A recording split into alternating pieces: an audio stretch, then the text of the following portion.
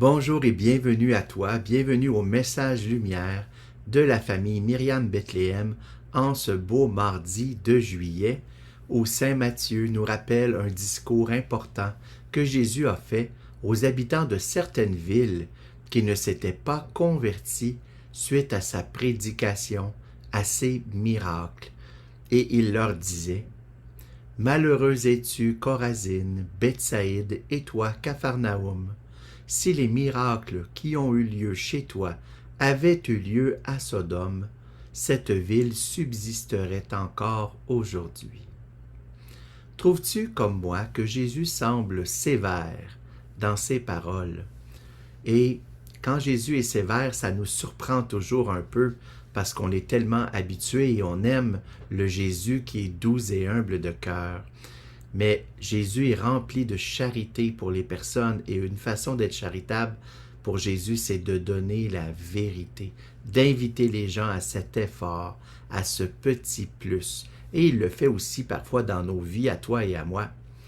Et c'est un peu surprenant de voir Jésus sévère, mais je pense que ce n'est pas pour rien que Jésus a été ferme avec ces personnes ce jour-là et qu'il n'entendait pas à rire avec son message, car il avait fait plusieurs miracles.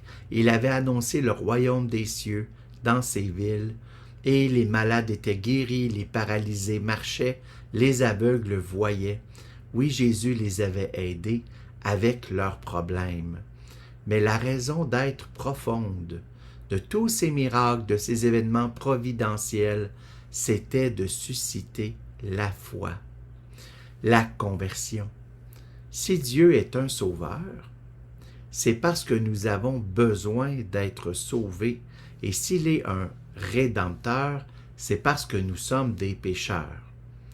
Et Jésus offre à tout instant le salut à toute l'humanité, encore aujourd'hui.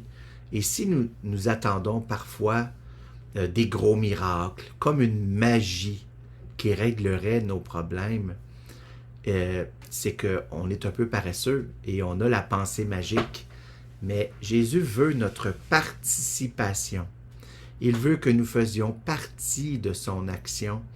Et notre partie, c'est premièrement d'accueillir dans les événements, dans les personnes de nos journées, le message de Dieu qui est pour susciter ma réponse de foi, d'espérance et d'amour.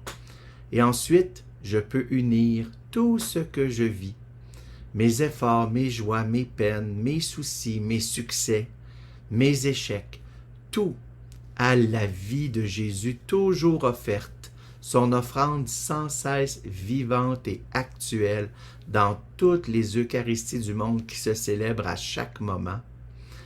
Et je deviens alors un missionnaire de la bénédiction, dans le fond du salut, de l'action de Dieu qui aime, qui sauve, qui appelle.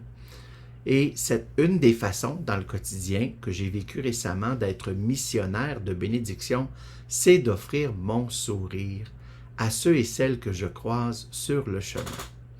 Et cette mission qui est très concrète, je l'ai vécue la semaine dernière dans un petit événement qui m'a enseigné de façon pratique l'importance de la mission du témoignage chrétien. J'étais en voiture dans un espace de stationnement à la sortie d'un supermarché et j'ai laissé passer une dame avec son chariot. Je lui ai offert un sourire pour lui indiquer que je l'avais bien vue et qu'elle pouvait passer sans risque. Et elle m'a retourné, elle aussi, un beau sourire et elle est simplement passée devant. Et je suis reparti et je réfléchissais en conduisant ma voiture à ce qui venait de se passer. Et ce qui m'a enseigné, c'était de réaliser que je venais de vivre la communion. Par le sourire que nous avons partagé, qui était une façon de se dire mutuellement « Je te vois, j'accueille que tu existes dans ma réalité et j'entre en relation avec toi. » Pas comme avec un robot, avec une machine, pas comme une transaction, mais deux personnes qui communiquent un message. Dans ce cas-là, c'était un événement d'entraide. Tout simple. sans prononcer un seul mot. Mais dans cet événement de circulation dans un stationnement, j'ai compris que je pouvais aussi vivre des moments, peu importe, des moments de communion, peu importe l'endroit et avec qui je suis, par exemple à l'hôpital, dans la rue, avec mes voisins, au jardin public avec les autres jardiniers et sur le bord d'un lac, à la messe avec mes frères et sœurs, par exemple à l'échange de la paix. C'est des moments pour vivre cette mission de communion. As-tu envie toi aussi de vivre cette mission? Tu la vis sûrement déjà, mais on peut toujours approfondir pour le vivre encore plus. Alors laissons-nous aujourd'hui, dès le matin et tout au long de la journée, laissons-nous enseigner par l'Esprit Saint. Laissons-nous guider par cette voix qui souffle continuellement à l'oreille de notre cœur les inspirations, les désirs du Seigneur, les façons d'aimer plus et mieux. Et parfois aussi cette voix qui nous suggère des petites conversions, des efforts de vertu, de détachement, mais qui sont pour nous rendre plus libres, libres pour aimer. Alors à toi qui écoutes, je redis, sois béni, au revoir et à bientôt.